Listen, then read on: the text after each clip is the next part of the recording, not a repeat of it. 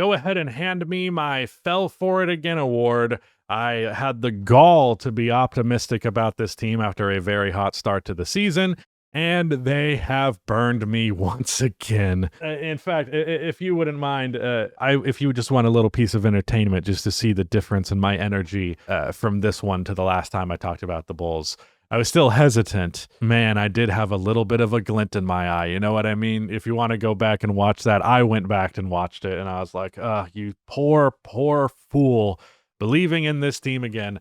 The Chicago Bulls have won 3 of their last 10 games. One of them, they beat the Portland Trailblazers after I believe they had a decent, at least a double-digit lead at one point, and the Blazers made a comeback, but then Nikola Vucevic hit the game winner, so still ultimately a win, but they just got fucking dumpstered on by the Miami Heat. I am talking that game was painful to watch the entire way for the Chicago Bulls, because everything about like their very good offense that was winning them games before was entirely lacking here. First of all, they were not getting out on the fast break that much, which was kind of a thing that was padding their numbers earlier on into the year. But also, their process in the half court was just fucking pathetic. They were getting terrible shots. They were shooting terribly at the rim.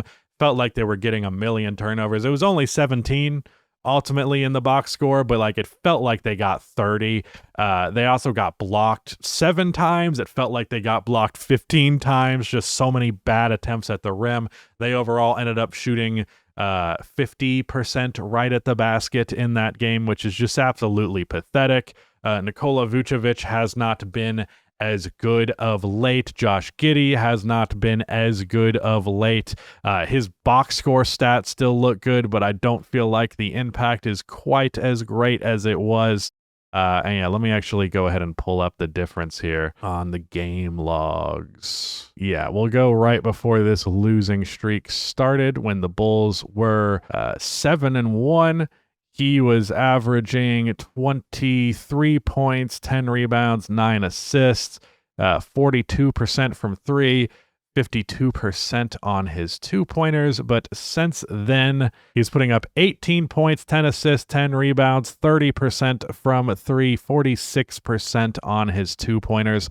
I don't have the stats in front of me, but from my understanding, his half-court offense has just been really bad, and that has been a big part of the hindrance. I've watched this Miami Heat game, and then I watched them versus Utah. In that game, they ended up losing in overtime because Lowry gave them damn near 50. It's just not really been the same. Josh Giddey's not been as good, and if we can just go for the rest of the roster here, Kobe White's been back, and he's been good in his time. I mean, 26, 7.5 in 2 games is really fucking good. Trey Jones, I felt like, has been worse. He was missing a lot of layups in that game. Vucevic, we want to go to some of his before and after in this recent stretch. Not on, off game logs. Yeah, well, we start with the 7-1 record. He was putting up 19 points, 12 rebounds, 3.7 assists per game, 48% from 3. Oh my God, was he launching dumb threes in this Miami Heat game. He had a really good game versus Portland, including the game winner. But other than that, 13 points per game. He is shooting 35% from 3. He's increased his volume. I feel like he's been settling for threes a lot. It's just been really fucking ugly, dude. And I'm a little angry at myself for buying into this. I would also say Buzelis has been a little bit disappointing lately. Ayo has been really good. Kevin Huerter, can we talk about Kevin Huerter for a second? He is doing everything that he can to be having a career year except for the thing that he does well. It actually baffles me how good this guy has been inside the arc while not doing the 3-point shooting thing, which is the reason he's in the NBA in the first place. Like this game versus Detroit, they lost. However, he scored 20 points without hitting a 3. He went 10 for 17, which would have been 10 for 13 inside the 3-point line.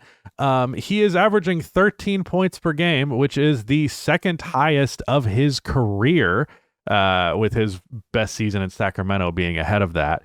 And he's shooting 30% from three. Like, his volume is also down. He is shooting 66% on his 2-pointers, which is by far the best of his career. That Sacramento year where he averaged 15 was the best before that. And then other than that, he has been a career 53% guy from there. But he's been so good inside the arc. He's been better defensively, but he can't hit a fucking three. So I'm like, Kevin, you're on the cusp of such a great second season in Chicago, and you are just fumbling it because you can't hit your goddamn threes. He wasn't hitting them versus Miami. He went 1 for 4. It's just so annoying to me that he can't do that. I haven't really cared for Isaac Okoro.